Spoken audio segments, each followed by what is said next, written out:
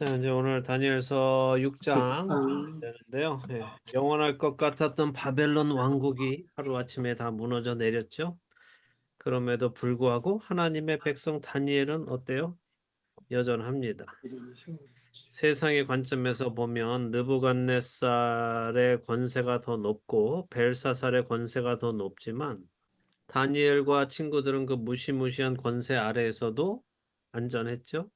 그러니까 성경은 무엇을 말씀하시려는 것이겠습니까? 비록 세상의 힘이 강해 보여도, 그리고 그것이 영원할 것 같아도 그 모든 권세의 주인은 하나님이시며 하나님의 백성은 그 강한 힘 아래에서도 보호받으며 세상의 권세가 영원한 것이 아니라 하나님 나라의 권세가 영원한 것이다라는 것을 말씀해 주시는 거예요. 이제 바벨론은 무너지고 하나님이 미리 알려주신 대로 메대 바사가 다음 제국으로 세워집니다. 하나님의 백성 다니엘은 여전히 세상으로부터 미움을 받고 공격을 받는데 이제 우리가 잘 아는 사자굴 이야기가 이제 여기 나오는 건데요. 네. 먼저 6장 1절에서 5절까지 나장로님 읽어주시고 6절에서 9절까지 현우 집사님 읽어주세요. 예. 다리오가 자기의 뜻대로 고관 120명을 세워 전국을 통치하게 하고 또 그들 위에 총리 셋을 두었으니 다니엘이 그 중에 하나이라. 이는 고관들로 총리에게 자기의 직무를 보고하게 하여 왕에게 손해가 없게 하려 함이었더라. 다니엘은 마음이 민첩하여 총리들과 고관들 위에 뛰어났으므로 왕이 그를 세워 전국을 다스리게 하고자 한지라. 이에 총리들과 고관들이 국사에 대하여 다니엘을 고발할 근거를 찾고자 하였으나 아무 허물도 찾지 못하였으니 이는 그가 충성되어 아무 그릇됨도 없고 아무 허물도 없음이었더라. 그들이 이르되 이 다니엘은 그 하나님의 율법에서 근거를 찾지 못하면 그를 고발할 수 없으리라 하고 이에 총리들과 고관들이 모여 왕에게 나아가서 그에게 말하되 다리오 왕이여 만수무강하옵소서. 나라의 모든 총리와 지사와 총독과 법관과 관원이 의논하고 왕에게 한 법률을 세우며 한 금령을 정하실 것을 구하나이다. 왕이여 그것은 곧 이제부터 30일 동안에 누구든지 왕 외에 어떤 신에게나 사람에게 무엇을 구하면 사자굴에 던져 넣기로 한 것이니이다. 그런즉 왕이여 원하건대 금령을 세우시고 그 조서에 왕의 도장을 찍어 메대와 바사에 고치지 아니하는 규례를 따라 그것을 다시 고치지 못하게 하옵소서 하매 이에 다리오 왕이 조서에 왕의 도장을 찍어 금령을 내리라. 예. 자, 전성기 때 메대 바사는 210만 제곱마일을 다스렸다고 해요. 뭐 너무 커서 우리는 뭐 얼마나 큰지 잘 모르지만 남쪽으로는 아프리카, 이집트, 북쪽으로는 이제 그 지중해 있는 연안들 해서 동쪽으로 가면은 어디까지 가냐면 인더스 산맥까지, 그러니까 인도의 인더스 산맥까지 메대 바사가 다스렸습니다. 그러니까 힘은 느부갓네살, 그러니까 바벨론 왕국이 더 컸지만 영토를 다스리는 그 면적으로는 메대 바사가 훨씬 더 컸어요. 그래서 이 땅이 워낙에 넓으니까 이걸 다스리기 위해서 다리오 왕이 120명의 고관을 세운 거예요. 그 모든 지역을 이제 총독들을 보내는 거죠. 그리고 이 총독들을 보내놓고 그 각 지역을 다 다스리게 하고 그 다음에 그 120명 위에 3명의 총리를 세웠단 말이에요. 그래서 120명의 총독을 다스리는 총리가 3명이 또 있었어요. 그런데 이거 120명의 그 고관들이 각 자기 위에 있는 총리 뭐 만약에 뭐 40명씩 세 그룹으로 나뉘어서 있었으면 40명이 이제 자기 직속 총리한테 또 이제 보고를 하죠. 그럼 그 세 총리가 보고를 받아서 다리오 왕에게 보고를 하는 그런 시스템이었습니다.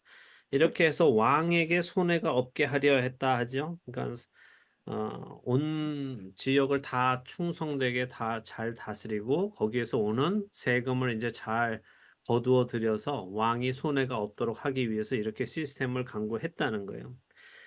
자, 그런데 문제가 생겼어요. 어떤 문제인가 하면 다니엘의 마음이 민첩했다라고 하죠. 이 말의 원어는 다니엘의 마음 안에 탁월한 영혼이 있었다 이런 말이에요. 그러니까 다리오 왕이 봤을 때 다니엘은 다른 모든 고관들보다 그리고 세 명의 총리 중에서 가장 뛰어난 것을 알고서는 어떻게 하려 했어요? 원래는 총리가 셋이었는데 다니엘을 총리 중에서 가장 높은 자리로 올리려고 계획을 한 거죠. 그러니까 구조를 새롭게 만들려고 한 거예요. 120명 위에 원래 3명이 있었는데 이제는 120명 위에 2명을 놓고 2명 위에 1명을 놓으려고 하는 거죠.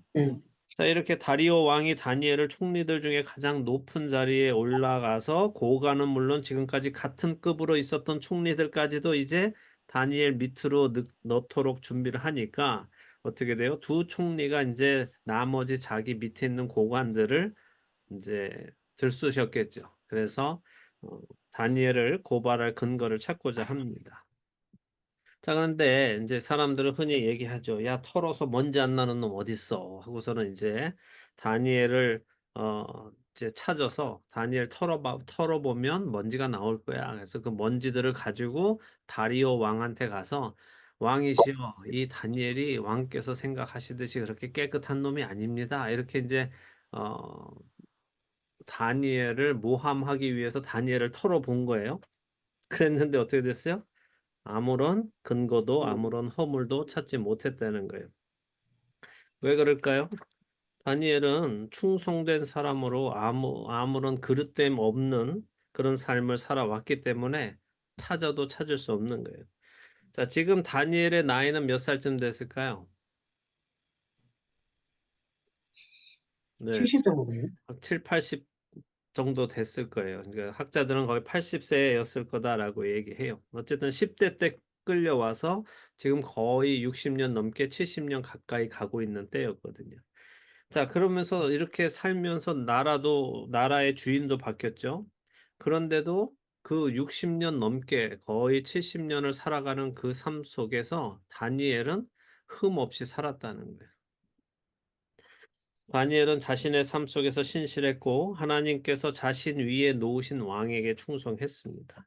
그는 자신에게 있는 위치, 그러니까 권력을 통해서 자신의 사적인 유익을 챙기지 않았다는 거예요. 특권 의식을 가지지 않았다는 거죠. 보통 사람들은 어떻게 해요? 내가 이 정도 위치에 있으면 뭐 이것쯤은 괜찮아 하는 생각들이 있잖아요.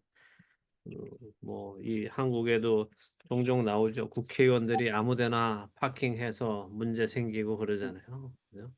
뭐 핸디캡 이런 것도 상관없이 그냥 노 파킹에도 딱 해놓고서는 자기들의 그 특권 의식이 있잖아요. 우리는 법 위에 있는 사람이야 하는 그런 모습들을 보이는데 다니엘은 그런 것이 하나도 없었다는 거예요.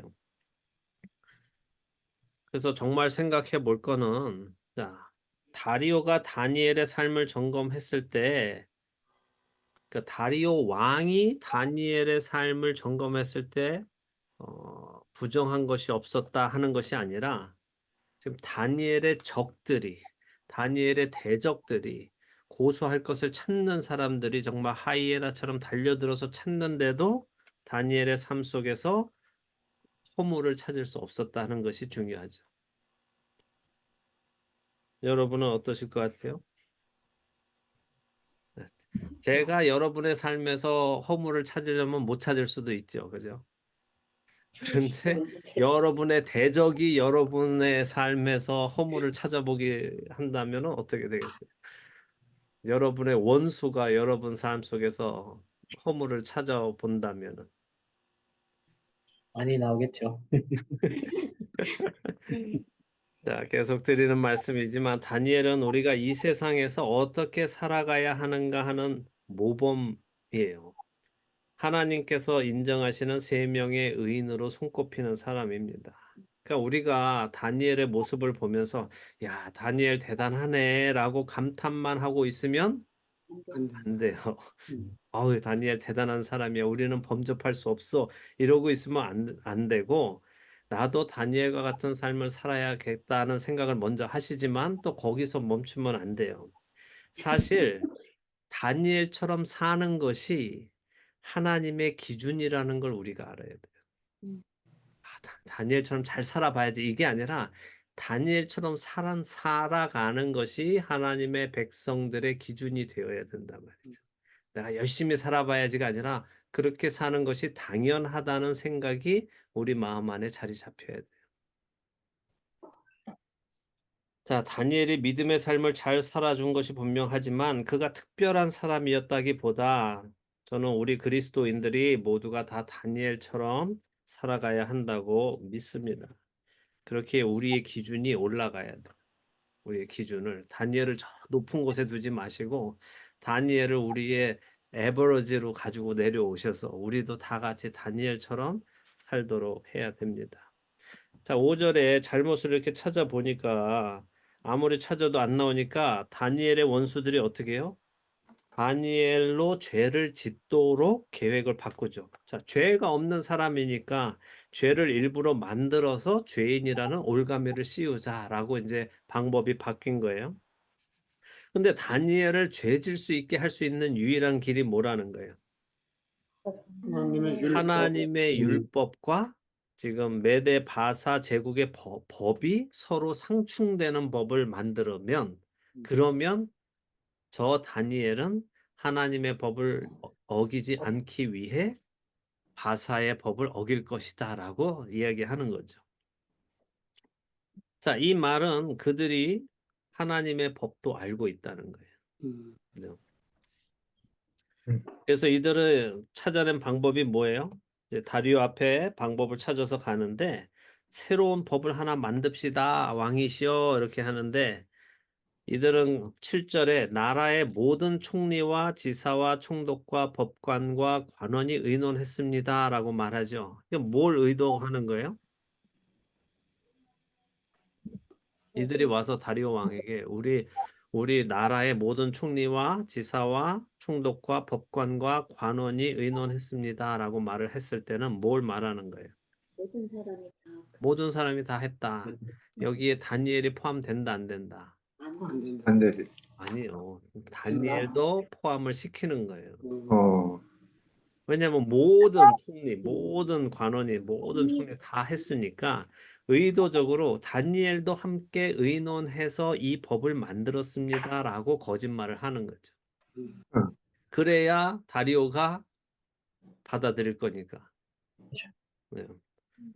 자, 지금 이 자리에 비록 다니엘은 바빠서 참석을 못했지만 다니엘도 이 법령 만드는데 참여했어요라는 뉘앙스로 말을 하는 거란 말이에요. 자, 그럼 이들이 다니엘을 잡기 위해 만든 법령이 뭐예요? 앞으로 30일 동안 누구든지 다리오 왕 외에 어떤 신이나 사람에게서 무엇을 구하면 사자굴에 던져 놓도록 하자는 법령이에요. 자, 이거는 무슨 목적이에요? 다리오만이 모든 백성의 경배를 받을 유일하신 분입니다. 이것을 좀 확실하게 합시다. 뭐 평생 안 해도 30일만 그렇게 하도록 합시다라고 법령을 만들었죠. 그러니까 다리오 왕으로서는 별로 기분 나쁜 법률이 아니죠. 저들은 지금 자신들이 다리오 왕을 이처럼 존경하고 있습니다라고 밝히고 있는 거예요. 자, 이렇게 말한 후에 이들은 다리오 왕에게서 어서 이 법령을 허락하고 조서에 왕의 도장을 찍으세요라고 재촉을 하죠. 그리고는 메데 바사의 규례대로 다시는 그것을 고치지 못하게 하라고 합니다. 실제로 메데 바사의 법률 중에 왕의 인장이 찍힌 법률은 너무도 강력해서 왕이라도 다시 뒤집을 수가 없어요. 그래서 나중에 이제 에스더 때 그 이제 하만 때문에 모든 유대인을 죽이라 하는 조서에 왕의 인장이 찍히고 나서도 왕이 그것을 이제 거꾸로 못 하니까 새로운 법률을 만들잖아요. 그래서 그날에 유대인들도 싸워도 된다 이렇게 또 법률을 다시 만들어서 하죠. 그러니까 뒤집지 못하는 거예요. 실제로 이제 다리오 3세, 지금 이 다리오 말고 다리오 3세가 역사서에 보면은 어떤 사람한테 사형을 언도했는데 자신이 잘못 재판한 것을 깨닫고는 그 사람을 살리려고 노력했지만 살리지 못해서 굉장히 후회했다 하는 고대 문헌이 남아 있어요. 자, 다니엘의 경우 이 조서에 왕의 인장만 찍히면 꼼짝없이 걸려서 사자굴에 들어가게 되는 거죠. 근데 한편으로 반대로 생각해 보면 이들은 다니엘이 이런 법령, 그러니까 다리오 왕 외에 다른 신이나 사람에게 구하지 않는 거죠. 기도하지 않는 법률을 만들어도 다니엘은 분명히 하나님께 기도할 사람이다라는 것을 알고 있는 거예요. 알고 있죠. 그렇죠. 그들은 하나님을 향한 다니엘의 믿음을 알고 있는 거예요. 사실 다니엘이 이 법령이 딱 나온 걸 보고, 그래요? 알겠습니다. 그럼 30일 동안 기도 안 하면 되지요? 이러면은 그들의 계획은 다 수포로 돌아가는 거잖아요. 그죠? 그러니까 그리 좋은 계획은 아니란 말이에요. 근데 만약에 이 법이 오늘날 우리 그리스도인들한테 발효되면은 얼마나 많은 사람들이 사자굴에 갈 것 같으세요? 여러분들 중에 사자굴에 던져질 분이 계세요? 별로 없을 거야. 우리 한국 교회는 이미 신사참배라는 경험이 있잖아요. 그렇죠. 만일 지금 이 메데 바사의 이 총리들이, 이 대적들이 현재 우리의 신앙을 보았다면, 오늘 우리 시대에 살고 있다면, 이런 법령을 만들었을까요? 안 만들었을까요? 안 안 만들었습니다. 만들었겠죠. 만들 사자굴에 들어갈 놈이 없어. 이러고선 아예 만들질 않는단 말이에요. 생각조차 안 하죠. 오히려 사실 생각해 보면 처음에 저들이 우리의 삶을 먼지 털듯이 털었을 때 이미 우리는 다 왕 앞에 끌려가서 예, 우리 자리를 다 뺏겼을 거예요. 그러니까 다니엘처럼 살아가기를 바랍니다. 10절, 11절, 2절 박 집사님 읽어주세요. 다니엘이 이 조서에 왕의 도장이 찍힌 것을 알고도 자기 집에 돌아가서는 윗방에 올라가 예루살렘으로 향한 창문을 열고 전에 하던 대로 하루 3번씩 무릎을 꿇고 기도하며 그의 하나님께 감사하였더라. 그 무리들이 모여서 다니엘이 자기 하나님 앞에 기도하며 간구하는 것을 발견하고 네. 자, 10절에 보니까 다니엘은 이 법령에 왕의 도장이 찍혀서 법령이 발효된 것을 알았어요. 성경은 다니엘이 그 법을 모르고 하나님께 기도했다가 곤욕을 치르게 된 것이다라는 것이 아니라 다니엘이 분명히 그 법을 알고도 하나님께 기도했다 하는 것을 강조하고 있는 거죠. 자, 여러분은 여러분이 하나님께 기도하면 사자굴에 던져진다는 이 법령이 발효된 것을 알고도 하나님께 기도할 수 있으시겠어요? 아마 우리 중에 대부분은 우리는 속으로 기도해도 하나님은 다 들어주셔. 이런 이런 말은 우리의 신앙을 타협하기에 얼마나 좋은 말이에요. 그죠? 꼭 내가 그렇게 그냥 손 들고 안 해도 내가 가만히 조용히 서서 이렇게 기도해도 하나님은 다 받아주셔. 이렇게 생각할 수 있죠. 근데 다니엘은 그렇지 않았다는 거예요. 그는 전에도 벨사살 왕이 재물을 주겠다고 했을 때 어떻게 말했어요? 재물은 왕이나 가지세요. 이랬잖아요. 그럼 왕의 전혀 그러니까 세상의 것에 재물에 전혀 마음이 없잖아요. 그러니까 지금도 마찬가지예요. 다니엘은 하나님을 자신의 목숨보다 더 사랑하고 있다는 것을 우리는 알 수 있죠. 이게 하나님을 전심으로 사랑하는 자에게 나타나는 현상인 거죠. 그는 마음을 다하고 뜻을 다하고 힘을 다해서 자신의 하나님 여호와를 사랑한 사람이에요. 그렇게 그는 하나님께 의인으로 손꼽히는 것이고 제가 말씀드린 대로 하나님이 우리에게 너는 마음을 다하고 뜻을 다하고 힘을 다해서 내 하나님 여호와를 사랑하라라고 하셨으니 우리의 기준도 그렇게 되어야 된다는 거예요. 다니엘의 기준처럼. 종종 어떤 사람들은 하나님께서 세우신 권세에 복종해라 하는 로마서 13장 1절의 말씀이나 베드로전서 2장 13절의 말씀을 근거로 지금 다니엘이 그 말씀을 그러니까 위에 세운 그 권세에 복종하지 않았다라고 생각하는 사람들도 있어요. 어떻게 생각하세요? 분명 여러분 아시죠? 자, 로마서 13장 1절에는 어떻게 해요? 하나님께서 위에 세운 권세자는 다 하나님 세우셨죠. 하나님께 복종하라. 하나님 안에서 복종하라. 하나님께서 그들을 다 세우셨느니라 라고 하잖아요.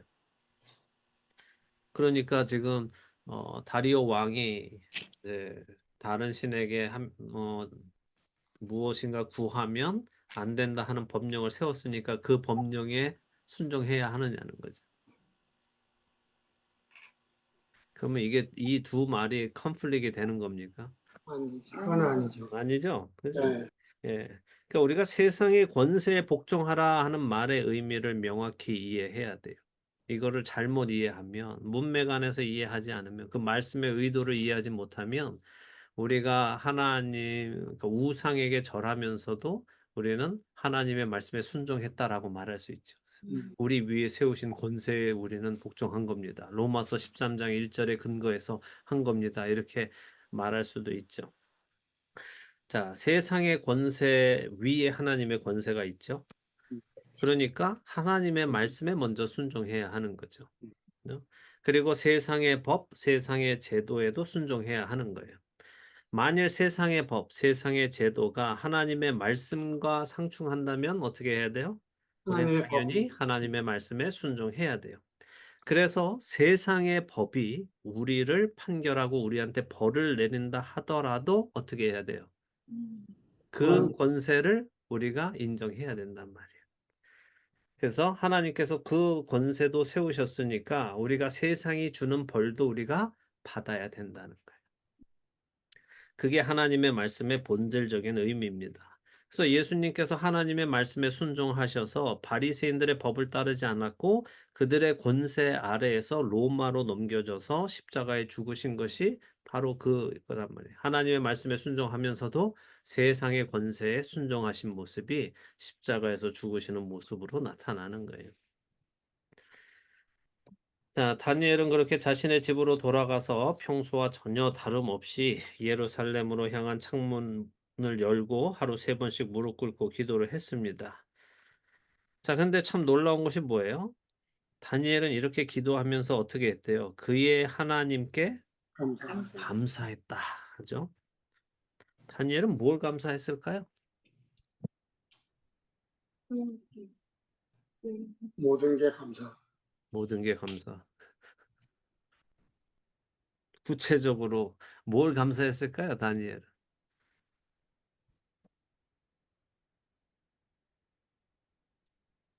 아유, 그동안 이때까지 먹여 살리셔 주신 거 감사합니다. 이렇게 감사했을까요? 이제 죽을 때가 되었습니다.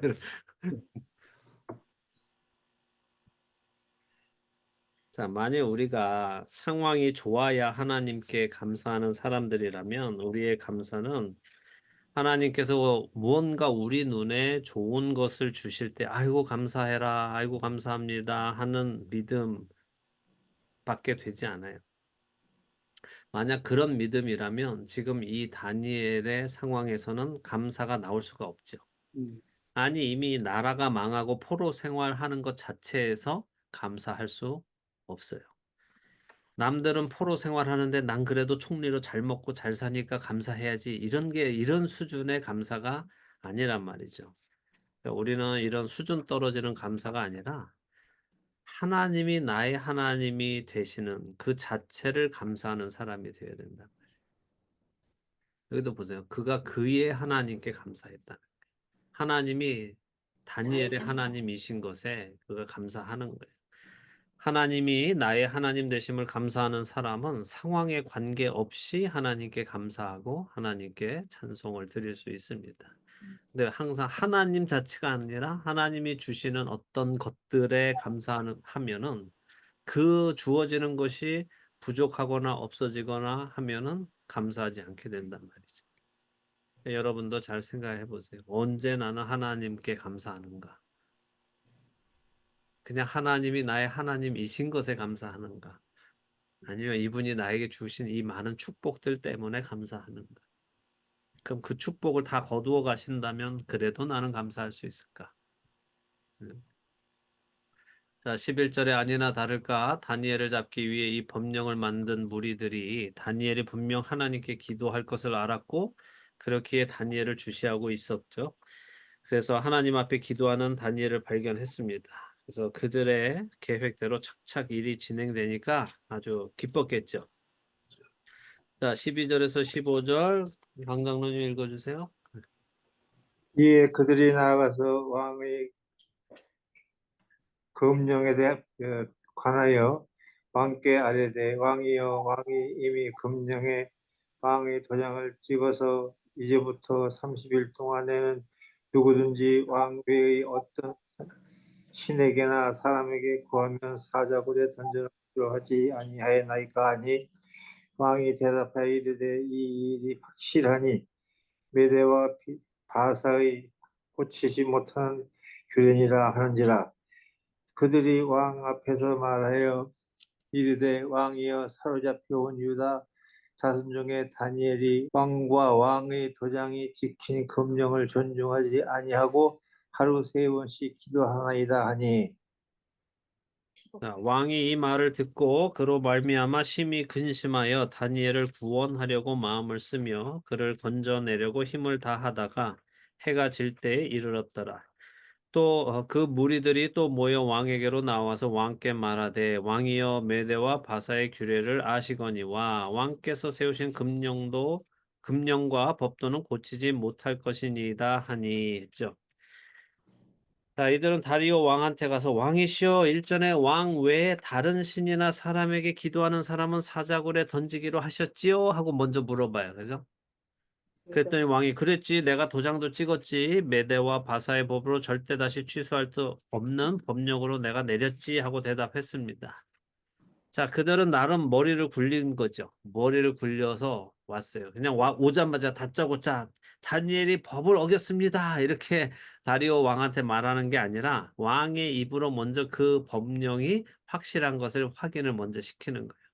그러니까 이 원수도 아주 치밀하게 준비를 해서 공격한다는 것을 우리가 알아야 됩니다. 우리의 원수는 어영부영하지 않습니다. 우리한테 아주 치밀하게 어, 우리를 넘어뜨릴 수 있는 것을 명확히 알고 정말 사자가 자기 먹이를 찾는 것처럼 잘 지켜보고 딱 약점을 잡아서 공격을 해요. 그러니까 우리가 깨어 있어야 됩니다. 근데 여기서 보면은 자 원수의 관계가 이게 빠져나갈 틈이 없을 정도로 완벽함을 이야기하고 있는데 이런 관계에서 보호받을 수 있는 유일한 길은 뭐예요? 하나님의 능력이라는 하나님의 보호하심이라는 거죠. 자, 이 사람들이 와서 왕이시여 일전에 그런 명령 내리셨지요? 그러니까 왕이 그래 내가 내렸지. 그거는 바꿀 수 없는 법이야. 이렇게 하고 나니까 이 사람들이 이때다 하면서 왕이시여 그런데 그 법령이 발효되었는데도 불구하고 저 유다에서 사로잡혀 온 사람 중에 다니엘이라는 사람이 왕과 왕의 도장이 찍힌 금령을 존중하지 않고 있습니다. 한 번도 아니고 하루에 3번씩이나 기도하고 있습니다. 라고 고소를 하지요. 자, 다니엘을 총리라고 말하지 않고 뭐라고 해요? 유다에서 사로잡혀온 포로다 하는 것을 강조하죠. 이 하찮은 포로 주제의 왕의 법령을 무시하고 있다 하는 것을 강조하는 거죠. 총리면 사실 왕 다음으로 2번째로 높은 거였으니까 그게 뭐 비슷비슷할 수도 있겠다 하지만 지금 이거는 포로 주제에 끌려온 포로로 끌려온 것도 최근에 온 것도 아니고 사실 60년 전에 70년 전에 있던 일을 지금 꺼내면서 이걸 가지고 지금 왕의 자존심을 건드리는 거죠. 이 하찮은 포로 주제에 왕의 법령을 무시하고 있다 하는 것을 강조하면 다리오의 분노가 더 커질 것으로 이들은 기대하고 말을 하는 거예요. 근데 이들의 말을 들어보면 지금 이들이 다니엘이 한 번 기도를 한 거, 그러니까 첫 번 기도를 하자마자 팍 붙잡아서 다 온 게 아니죠. 그죠? 어떻게 해요? 적어도 하루 3번 기도한 것을 그냥 보고 내버려 뒀다는 거예요. 왜 그럴까요? 확실하게 하려. 네? 확실하게. 확실하게 한 번만 해도 사실 저거죠. 근데 이래서 우리가 이제 죄인들의 심리를 잘 알아야 돼. 이 어수룩한 죄인들은 이런 거 한 번 일어나면 그냥 바로 득달같이 달려가서 이제 막 고소한단 말이에요. 그런데 이들은 급하지가 않아요. 그러니까 예전에 저와 제 동생이 이렇게 혼날 일을 하면 아버지가 이제 가끔씩 이제 가서 매를 가져와라 이렇게 하신단 말이에요. 그럼 우리가 맞을 매를 가져오라고 하신단 말이죠. 그러면 굵은 것도 못 갖고 오고 작은 정, 것도 그렇죠. 그러니까 정말 이제 자기가 아버지한테 적게 맞으려면 좀 막 큰 거를 가져와야 돼. 그러니까 얍살한 걸 가져오면은 이 자식이 안 맞으려고 하는 게 눈에 띄잖아요. 그러니까 머리가 더 좋은 나쁜 놈은 좀 두꺼운 걸 가져간다고. 그러면 아버지가 차마 이걸로 어떻게 나를 때릴까 이러고 이제 가져가는 거예요. 더 나쁜 놈이죠, 이거는.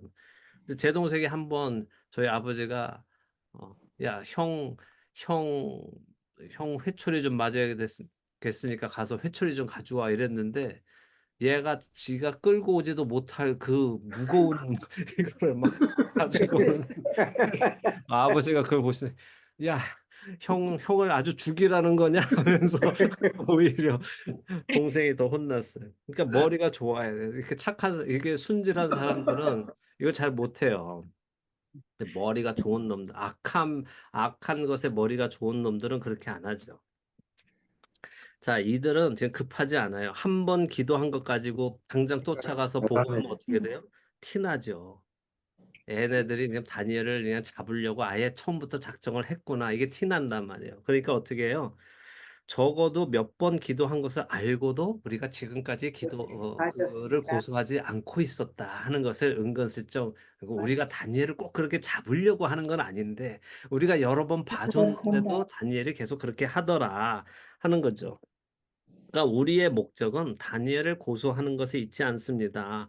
왕의 금령이 지켜져야 하는 것에 우리의 목적은 있는데 이게 지금 혹시라도 왕이 딱 하자마자 야 이놈들 너희들이 지금 다니엘을 잡기 위해서 이런 법령을 만들었구나 하고 따져도 아닙니다. 왕이시여. 우리가 그럴 리가 있습니까? 만일 그런 의도였다면 우리가 다니엘이 잘못했을 때부터 바로 우리는 데리고 왔을 것입니다라고 말할 수 있겠지.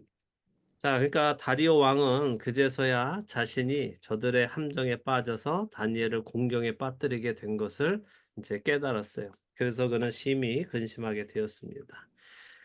자, 그럼 이 말씀 속에서 우리는 다리오가 다니엘을 진심으로 선대하고 있었음을 알 수 있죠. 그래서 그는 정말 다니엘을 좋아했고 다니엘을 믿었으니까 모든 총리 위에 세우려고 했던 거예요. 뭐 이렇게 충성스러운 자를 누가 싫어하겠어요? 다리오는 자신이 내린 이 법령을 어떻게든 돌이켜서 다니엘을 구해 보려고 가진 노력을 다 해 보았습니다. 그런데 시간이 흘러도 해가 질 때가 다 되었어도 방법이 없어요. 왕이 스스로 내렸기 때문에 그것을 뒤집을 수 있는 방법이 없습니다. 자, 이렇게 해가 질 때가 되니 다니엘을 치고자 하는 공모자들이 또 옵니다. 그리고 다리오한테 말하죠. 어떻게 해요? 왕이시여, 그 잘 아시는 분이 이렇게 자신이 내리신 그 법을 시행하지 않고 계시면 어떻게 하십니까? 이렇게 하셔서야 어디 왕의 백성들의 왕의 말씀을 존귀하게 여기겠습니까? 하는 거죠. 왕 스스로도 지키지 않는 그런 법률을 백성들에게 지키라고 하면은 그것이 먹히겠습니까? 라고 왕한테 부담을 줍니다. 그죠? 결국 이제 다리오는 어떻게 해야 돼요? 결단을 해야죠. 다리오는 어떤 결단을 할 것인가? 다음 주에 보도록 하죠.